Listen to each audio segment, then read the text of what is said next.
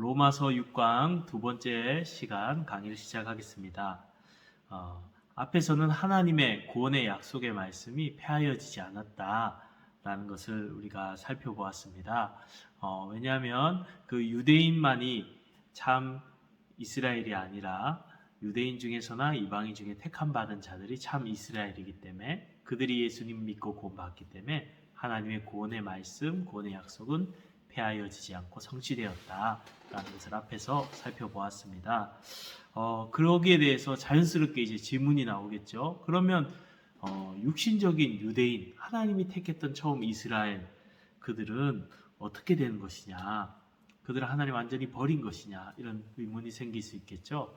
그래서 바울은 자연스럽게 유대인에 대한 이야기를, 혈육에 대한 유대인에 대한 이야기를 합니다. 그래서 로마서 9장 30절부터 11장 31절까지 길게 결국 유대인들, 혈육의 유대인들이 돌아와서 하나님의 구원이 완성될 것이다. 하나님의 구원의 완성에 대해서 이야기합니다. 자, 이 말씀을 크게는 두 가지 단락으로 살펴볼 수 있는데요. 하나님의 구원이 완성될 것이다. 이 내용이 핵심인데 이번 시간에는 두 가지로 봅니다. 하나는 복음이 전해졌으나 유대인이 그것을 받아들이지 않았다라는 것. 두 번째, 그것이 이제 9장 30절에서 10장 21절까지고요. 두 번째는 이제 거기에 대한 반론과 답변을 예상하고 또 두 가지로 바울이 반론과 답변을 함을 통해서 결국 유대인이 돌아와서 하나님의 구원이 완성될 것이다 라는 것을 이야기합니다. 그것이 11장 전체 1절에서 36절까지 말씀입니다. 자, 그럼 이 시간에 같이 한번 살펴보도록 하겠습니다. 자, 이제 첫 번째, 복음이 전해졌으나 유대인이 믿지 않았다라는 것, 그것이 거기에 대해서 한번 살펴보겠습니다.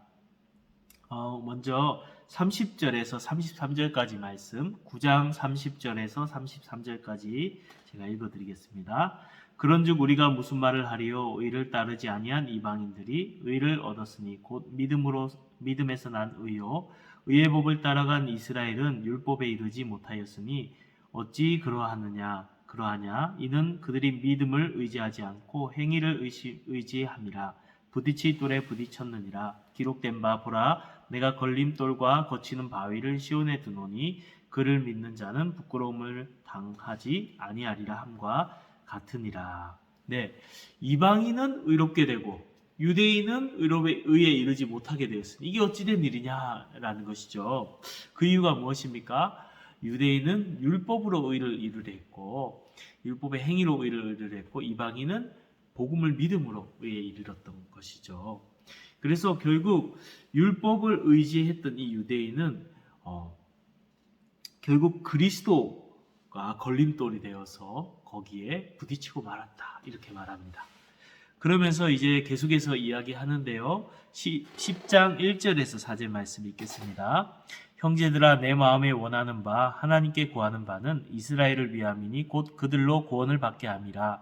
내가 증언하노니 그들이 하나님께 열심히 있으나 올바른 지식을 따른 것이 아니니라. 하나님의 의를 모르고 자기 의를 세우려고 힘써 하나님의 의에 복종하지 아니하였느니라.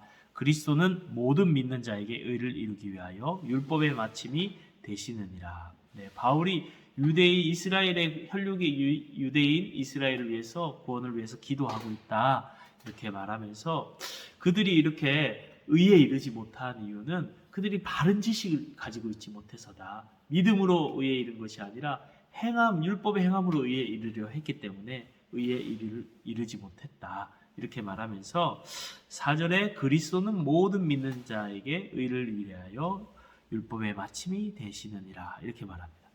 그렇죠. 유대인들이 율법을 너무 좁게 보았어요. 그래서 마치 바로 발밑만 보다가 앞에 있는 전봇대나 돌 뿌리를 보지 못하고 걸려 넘어지는 것처럼 율법을 너무 좁게 보다 보니까 어떤 그 행동만에 집중하다 보니까 유대인들이 의에 이르지 못하고 오히려 실족하게 됐죠.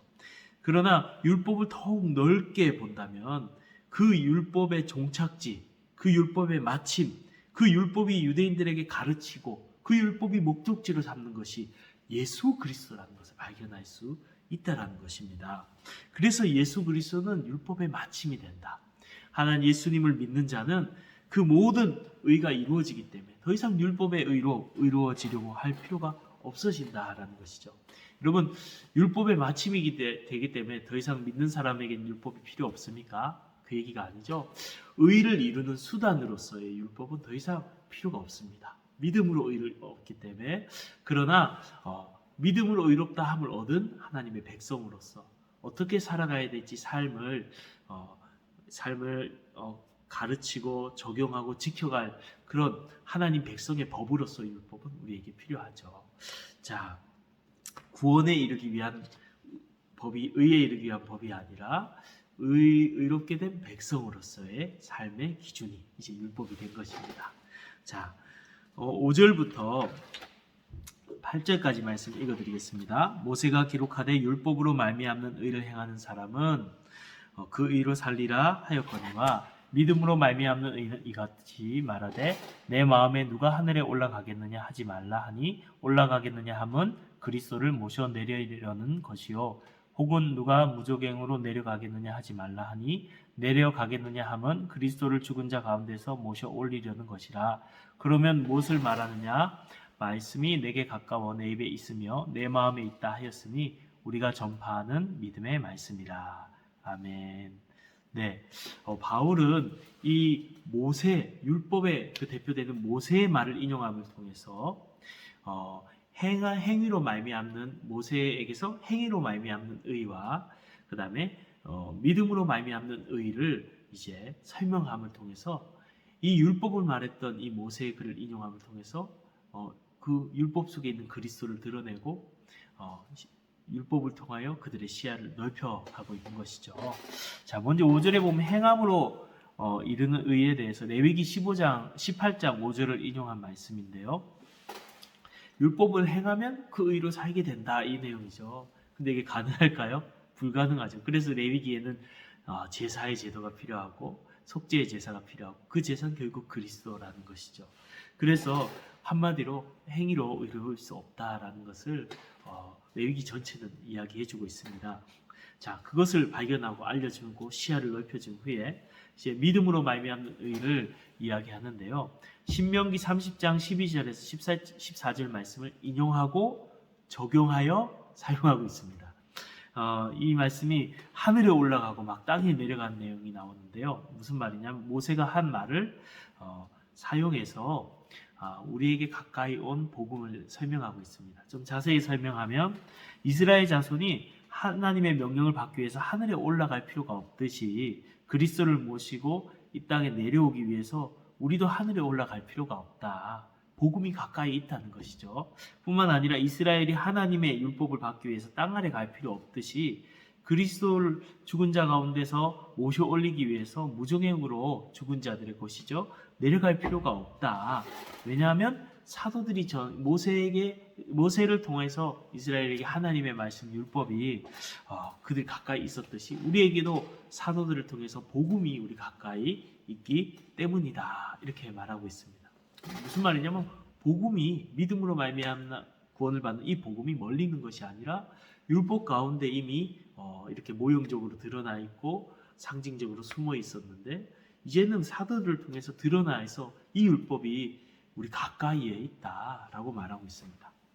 자, 그러면서 9절에서 13절에 이렇게 말합니다. 내가 만일 내 입으로 예수를 주로 시인하며 또 하나님께서 그를 죽은 자 가운데서 살리신 것을 내 마음에 믿으면 구원을 받으리라. 사람이 마음으로 믿어 의에 이르고 입으로 시인하여 구원에 이르느니라. 성경에 이르되 누구든지 그를 믿는 자는 부끄러움을 당하지 아니하리라 하니 유대인이나 헬라인이나 차별이 없음이라. 한 분이신 주께서 모든 사람의 주가 되사 그를 부르는 모든 사람에게 부여하시도다. 누구든지 주의 이름을 부르는 자는 구원을 받으리라. 아멘. 그렇죠. 복음이 이제 가까이 있어서 그 복음을 믿고 시인하기만 하면 구원을 받는다. 유대인이나 이방인이나 차별이 없다. 이렇게 말하고 있습니다. 여기서 누구든지 이름을 부르는 자, 이 사람 바로 예수님을 믿기 때문에 예수님 부르는 자, 믿는 자를 뜻하는 것입니다. 여기 보면 입으로 시인하고 부르고 믿고 이렇게 이야기하는데 꼭 입으로 시인하고 또 믿어야 이런 단계를 거쳐야 구원을 받는 것처럼 말하지만 그렇지 않습니다. 이건 똑같은 걸 말합니다. 그래서 예수님을 마음에 믿으면 입으로도 예수님이 나의 주인이라고 구원자라고 시인하게 되겠죠. 뿐만 아니라 입으로 예수님이 나의 구원자라고 시인한 사람은 마음에 예수님 믿는 자겠죠. 같은 것을 말합니다. 이제 그것이 어떻게 마음에 있는 믿음이 입으로 어떻게 드러나고 고백되어지는가를 말하고 있죠. 그래서 신앙 고백이 참 중요합니다. 그렇게 고백함을 통해서 우리가 믿음이 있음을 확인하게 되는 것이죠. 자, 계속해서 우리 14절에서 17절 말씀 읽겠습니다. 그런즉 그들이 믿지 않은 자를 이를 어떻게 부르리요? 듣지도 못한 이를 어찌 믿으리요? 전파하는 자가 없이 어찌 들으리요? 보내심을 받지 아니하였으면 어찌 전파하리요? 기록된 바 아름답도다 좋은 소식을 전하는 자들의 발휘함과 같으니라. 그러나 그들이 다 복음을 순종하지 아니하였도다. 이사야가 이르되 주여 우리가 전한 것을 누가 믿었나이까 하였으니 그러므로 믿음은 들음에서 나며 들음은 그리스도의 말씀으로 말미암았느니라. 그렇죠. 보냄을 받아야 전파하고 전파해야 복음을 듣고 복음을 들어야 그리고 예수님을 믿고 예수님을 믿어야 주님을 부르고 주님을 부르는 이 사람은 구원을 받는다 이 얘기죠. 한마디로 들어야 믿음이 생긴다라는 겁니다. 그렇습니다. 복음을 들어야 됩니다. 그래서 믿음이 약하고 어리고 아직 없는 분들은 계속해서 교회 와서 복음을 듣고 하나님의 말씀을 듣고 그러면서 믿음이 생기고 믿음이 커가는 거죠. 그러나 여기서 말하는 문맥상의 내용은 복음을 이렇게 가까이 있고 들려졌음에도 불구하고 유대인들은 복음을 믿지 않았다 이 얘기를 하는 겁니다. 복음을 듣는다고 복음을 들으면서 믿음이 생기지만 듣는 모든 사람이 다 믿는 기계적으로 다 믿게 되는 것이 아니죠. 택함 받은 사람들이 믿게 되죠. 자, 그래서 18절에서 21절에 이렇게 말합니다. 자, 제가 읽어드리겠습니다. 그러나 내가 10장 18절에서 21절입니다. 그러나 내가 말하노니 그들이 듣지 아니하였느냐? 그렇지 아니하니 그 소리가 온 땅에 퍼졌고 그 말씀이 땅 끝까지 이르렀도다 하였느니라. 그러나 내가 말하노니 이스라엘이 알지 못하였느냐? 먼저 모세가 이르되 내가 백성 아닌 자로서 너희를 시기나게 하며 미련한 백성으로서 너희를 노엽게 하리라 하였고 이사야는 매우 담대하여 내가 나를 찾지 아니한 자들에게서 찾은 바 되고 내게 묻지 아니한 자들에게 나타나노라 말하였고 이스라엘에 대하여 이르되 순종하지 아니하고 거슬러 말하는 백성에게 내가 종일 내 손을 벌렸노라 하였느니라. 그렇죠. 복음이 유대인에게 전파됐는데 듣지 아니하였느냐 그러죠. 들었는데 그들이 믿지 않았다 이렇게 말합니다. 복음을 거절했다. 그 결과 이제 구약을 인용하면서 이방인에게 복음이 전파됐고 그리고 종일 복음을 거절한 이 유대인에게 복음을 전했지만 그들이 믿지 않았다. 그래서 이방인에게 복음이 전파되었다. 이 얘기를 하고 있는 겁니다. 그래서 앞의 말씀을 다 정리하면 한마디로 무슨 말이냐면 이방인은 의를 얻었는데 유대인은 의를 얻지 못했다. 왜? 복음을 믿지 않아서. 이 복음은 우리에게 이미 사도를 통해서 전파됐고 유대인들이 들었다. 가까이 있다. 그런데 그들이 믿기만 하면 구원을 받을 텐데 믿지 않아서 구원을 받지 못했고 결국 그 결과 이방인에게 복음이 전파되었다. 이 얘기를 지금까지 한 겁니다. 여기서 우리가 한 가지 적용할 것은 우리가 전도할 때 복음을 듣지 않는 사람들, 거절하는 사람들 때문에 낙심하지 마십시오. 그들이 이제 또 그들 중에 택한 사람들 언젠가 믿을 거기 때문에 계속 전해야 되고 또 거절한다 하더라도 낙심하지 않고 다른 사람에게 전해야 합니다. 그러다 택한 사람을 만나서 구원을 받을 수 있겠죠. 유대인이 복음을 거절하자 이방인에게 복음이 전거된 것과 같은 것입니다. 제가 예전에 한 간증을 들었는데 여러분도 한 번씩 들어봤을 거예요. 고구마 전도왕에 대한 간증입니다. 서울에 가면 서울랜드에 가면 분수대가 있어요. 이 고구마 전도왕 이분께서 이제 예수님을 믿고 처음으로 목사님을 따라 전도가 뭔지도 모르고 기도가 뭔지도 모르고 전도를 따라갔습니다. 그래서 목사님이 전도하는 거 옆에서 보기만 하라 했는데 보다 보니까 자기도 할만하거든요. 그래서 전도를 하기 시작했다고 합니다. 자기도 한 사람이 가서 분수대에 앉아있는 한 사람 쭉 사람이 앉아 있었는데 첫 번째 사람한테 안녕하세요. 교회에서 나왔는데 예수님 믿으십니까? 이렇게 용기 내서 전도했답니다. 근데 막 소리를 지르면서 면박을 주더래요.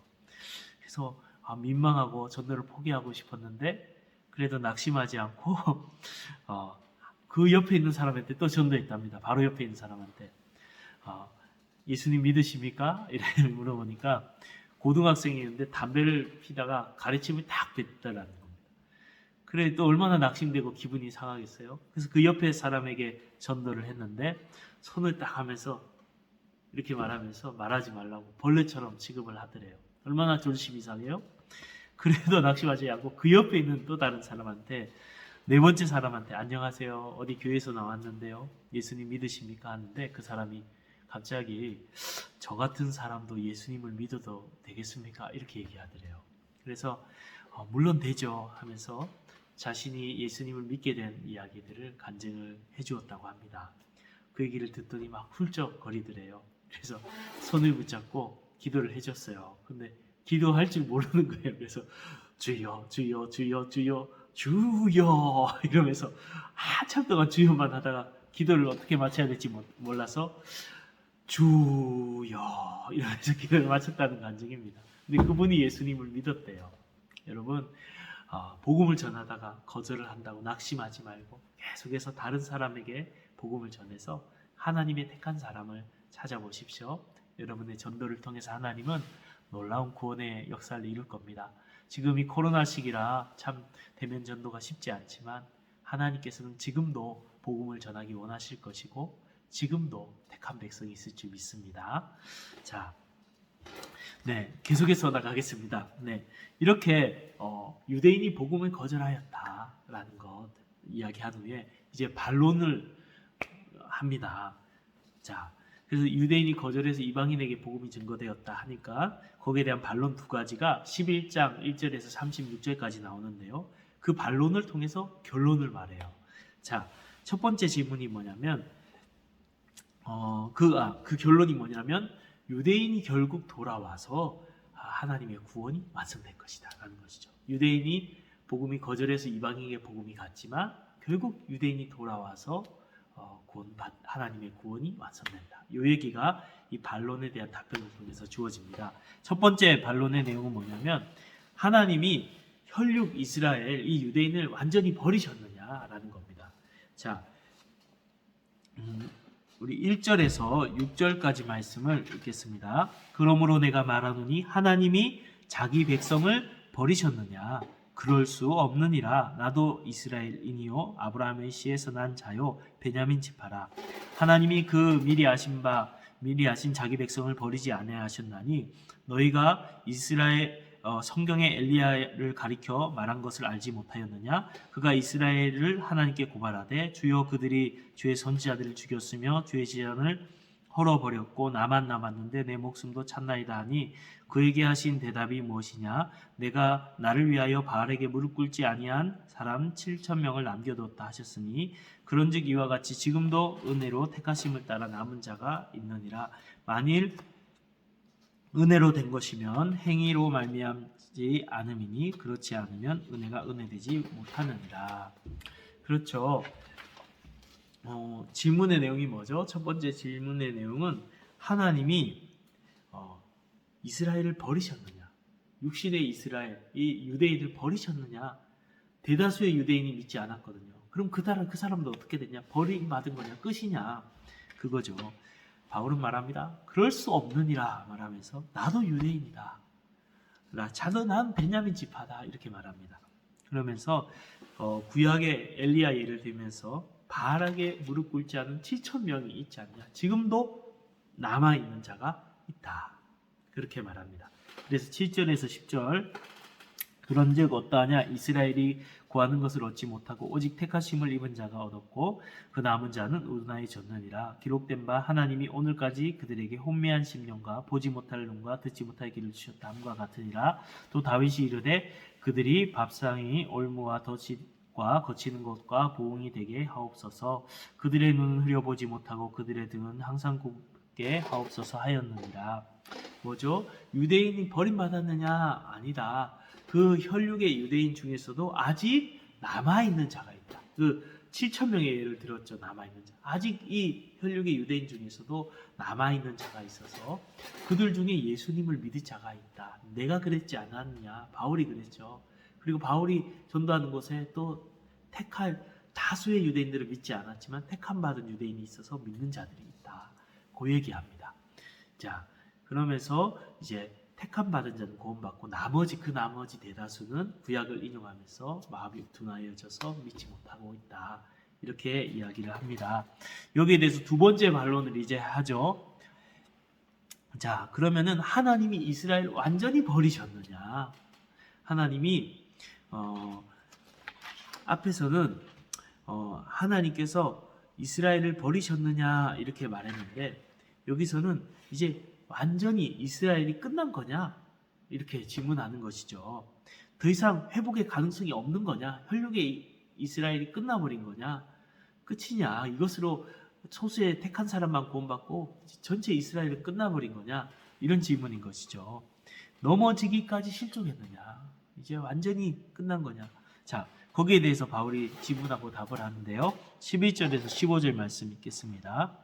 그러므로 내가 말하노니 그들이 넘어지기까지 실족하였느냐? 그럴 수 없느니라. 그들의 넘어짐으로 구원이 이방인에게 이르러 이스라엘로 시기나게 함이니라. 그들의 넘어짐이 세상에 풍성함이 되며 그들의 실패가 이방인의 풍성함이 되거든. 하물며 그들의 충만함이리요. 내가 이방인인 너희에게 말하노라. 내가 이방인의 사도인 만큼 내 직분을 영광스럽게 여기노니 이는 혹 내 권력을 아무쪼록 시기하게 하여 그들 중에 얼마를 구원하려 함이라. 그들을 버리는 것이 세상의 화목이 되거든. 그들을 받아들이는 것이 죽은 자 가운데서 살아나는 것이 아니면 무엇이리요? 네, 그들이 넘어지기까지 실족하였느냐 이렇게 질문하고 있습니다. 예, 이거는 그들이 복음을 배척함으로 회복 불능, 영적 파멸 상태에 이르렀느냐, 혈육의 이스라엘이 완전 끝난 것이냐 이렇게 질문한 것이죠. 거기에 대해서 그럴 수 없느니라 라고 말합니다. 이 이스라엘의 넘어짐을 통해서 이방인에게 복음이 증거되고 그들이 풍성함을 누리게 되지 않았느냐. 그렇다면 이스라엘이 여기서 충만한 수가 다시 돌아온다는 겁니다. 마지막에 충만한 수가 돌아오게 될 때에 이방인과 온 세상에 하나님 나라가 완성되어서 풍성한 충만한 그 은혜를 누리지 않겠느냐 이렇게 이야기합니다. 그래서 사도인 바울 자신은 아무쪼록 그 골육인 유대인들 중에서 지금도 택하여 남은 자를 구원하려 하고 있고 또 그것을 마지막 때 많은 유대인들이 돌아올 것을 기대한다라고 말하면서 유대인을 15절에 그들을 버리는 것이 세상 이방인이죠. 이 이방인들이 그리스도와 화목하는 계기가 되었거늘 이 유대인들을 받아들이는 것, 대다수의 충만한 수가 다시 돌아와서 구원받는 그것은 죽은 자 가운데서 살아나는 것이 아니면 무엇이냐. 마지막 때 이제 대다수가 안 믿었다가 대다수가 믿게 될 테고 충만한 수가 돌아오게 될 텐데 그때 부활의 역사도 있을 것이다 라는 것이죠. 그렇습니다. 대다수의 유대인이 돌아오는 그때 예수님이 오실 것이고 부활의 역사 있을 것입니다. 영원한 생명 누리게 될 것입니다. 자, 그러면서 이제 비유를 두 가지를 드는데요. 곡식 비유와 감람나무 비유를 듭니다. 16절 17절 읽겠습니다. 제사는 처음 익은 곡식가루가 거룩한즉 떡덩이도 그러하고 뿌리가 거룩한즉 가지도 그러하니라. 또한 가지 얼마가 꺾였었는데 돌 감람나무인 내가 그들 중에 접붙임되어 창 감람나무 뿌리의 진액을 함께 받은 자가 되었다.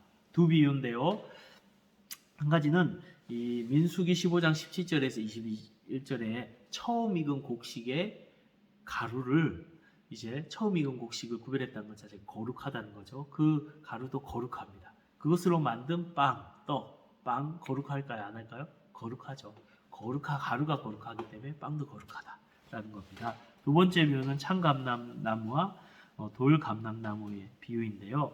창감람나무 가지 일부를 꺾고 거기에 돌감람나무 가지를 접붙이면 이제 참감람나무의 진액을 돌감람나무가 받아서 그 생명을 보존하게 된다라는 것이죠.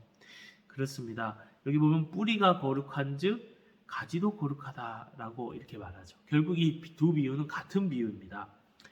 이 가루의 비유와 감람나무의 비유는 같은 비유예요. 거룩한 가루, 거룩한 뿌리가 그렇다면 뭘까요? 이게 학자들이 많은 학설을 내는데 예전부터 이 뿌리는 아담, 그리스도, 그리고 남은 유대인, 그리스도인 이렇게 이야기를 하는 학자들이 있었습니다. 그렇지만 대다수의 유력한 학자들은 족장들이라고 말합니다. 믿음의 족장들, 아브라함과 이삭과 야곱 말이죠. 그래서 근전 문맥의 28절에 보면 조상들로 말미암아 사랑을 입은 자 이런 표현이 있어요. 그 조상들 때문에 사랑을 입게 됐다는 거죠. 그것을 근거로 이제 이야기를 하는데 이 족장들이라고 하는 이유는 족장이 막 거룩해서 그 족장 때문에 거룩해졌다는 얘기가 아니라 족장들은 하나님의 약속의 수령자고 전달자로서 영적인 유익을 후손들에게 전하는 역할을 하는 자들이기 때문입니다. 그래서 족장들에게 하신 하나님의 약속을 그 믿음을 받은 자들이 족장들이 거룩함 같이 그들도 거룩하게 된다라는 거죠. 마치 아브라함이 믿음을 가지고 있었죠. 그처럼 우리도 그 하나 예수 그리스도를 믿음을 통해서 아브라함이 의롭게 이룬 것 같이 우리도 의롭게 된다라는 것이죠. 그 영적인 유산을 이어받았다라는 의미에서 뿌리로 족장들로 해석을 하고 있습니다. 자, 18절. 그 가지들을 향하여 자랑하지 말라. 자랑할지라도 내가 뿌리를 보존하는 것이 아니요 뿌리가 너를 보존하는 것이니라. 22절까지 보겠습니다. 그러면 내 말이 가지들이 꺾인 것은 나로 접붙임을 받게 하려 함이라 하리니 옳도다. 그들은 믿지 아니함으로 꺾였고 너는 믿음으로 섰느니라. 높은 마음을 품지 말고 도리어 두려워하라. 하나님이 원가지들도 아끼지 아니하셨은즉 너도 아끼지 아니하리라. 그러므로 하나님의 인자하심과 준엄하심을 보라. 넘어지는 자들에게 준엄하심이 있으리니 너희가 만일 하나님의 인자하심에 머물러 있으면 그 인자가 너희에게 있으리라. 그렇지 않으면 너도 찍히는 바 되리라. 네, 무슨 말이죠? 네, 자랑하지 말라 이렇게 말하고 있습니다. 이 이방인을 말하죠. 이방인. 저 붙이받은 돌감람나무 가지는 이방인입니다. 이 믿음의 조상들에게 접붙여져서 이스라엘이 된 것이죠. 이 이방인들에게 뭐라고 말합니까? 자랑하지 마라 라고 이렇게 말하고 있습니다. 그래서 왜 자랑하지 말라라는 이 배경이 있냐면 이 앞에서 말한 이방인과 유대인의 이야기 있죠. 로마 교회 대다수의 이방인 그리스도인과 소수의 유대인 그리스도인들, 그리고 두 사이의 갈등. 유대인들은 아직도 그 율법과 날에 대한 중요함이 있었기 때문에 둘이 갈등이 있었습니다.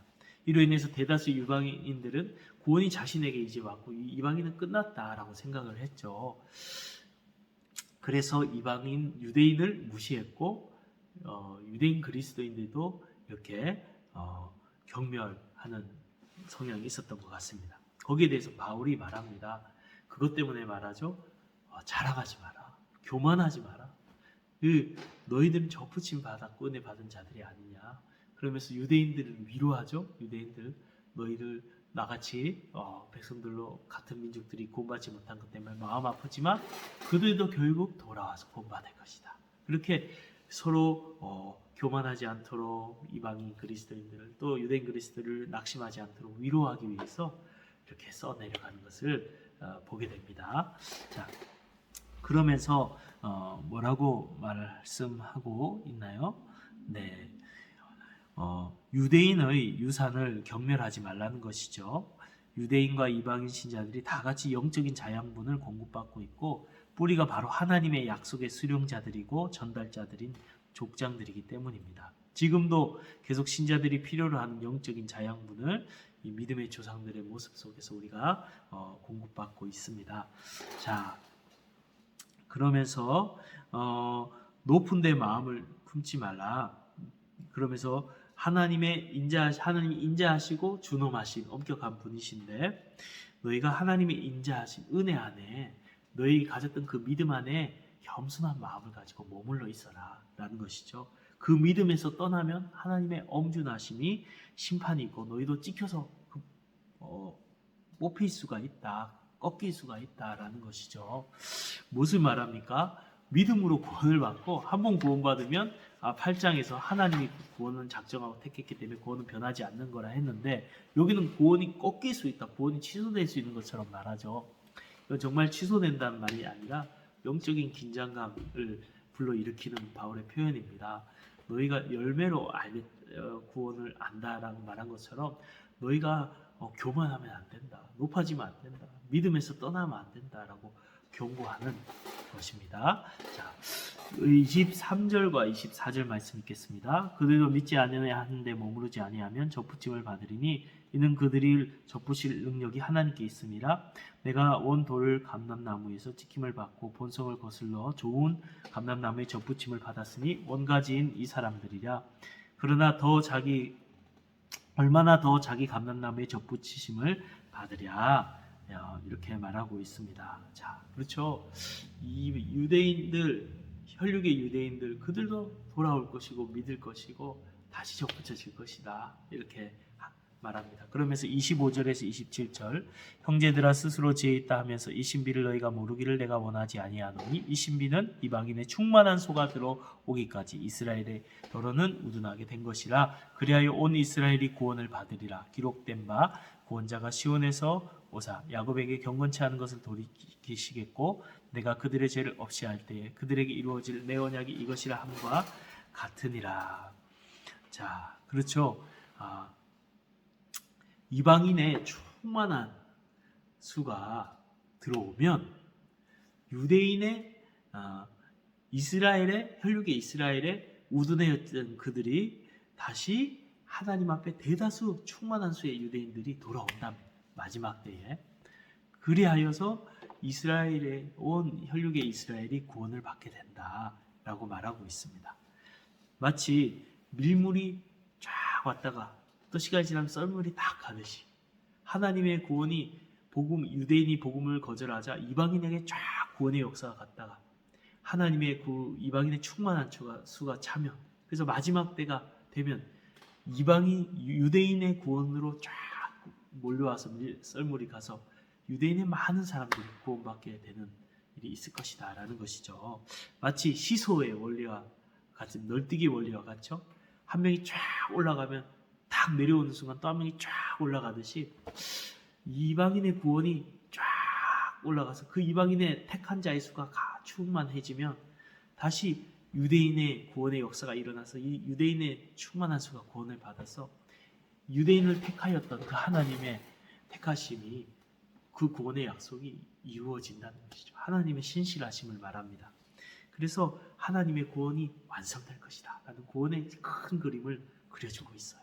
자, 그러면서 28절 29절에 복음으로 하면 그들이 너희로 말미암아 온수된 자요 택하심으로 하면 조상들로 말미암아 사랑을 입은 자라. 하나님의 은사와 부르심에는 후회함이 없느니라. 그렇죠. 복음이 이방인에게 증거되기 위해서 유대인이 복음을 거절함으로 하나님과 원수가 되었어요. 그리고 유대인들은 하나님이 조상들에게 약속하신 약속으로 말미암아 택하심을 받고 다시 사랑을 잊게 되고 회복된다는 얘기입니다. 그러므로 하나님의 은사와 부르심에는 후회함이 없다. 하나님이 유대인에게 유익을 앞에서 말했죠. 여러 가지 그 유익을 주신 것, 그리고 그들을 부르셔서 택하신 이것이 후회하심이 없다. 하나님 결국 유대인들을 때가 되면 다 부르셔서 그들을 구원하시고 하나님의 구원을 완성하실 것이다. 이 이야기를 하고 있는 것입니다. 그러면서 그 하나님의 다시 회복시키시는 그 중심이 무엇인지 30절에 32절 말하는데요. 읽겠습니다. 너희가 전에는 하나님께 순종하지 아니하였더니 이스라엘이 순종하지 아니함으로 이제 긍휼을 입었느니라.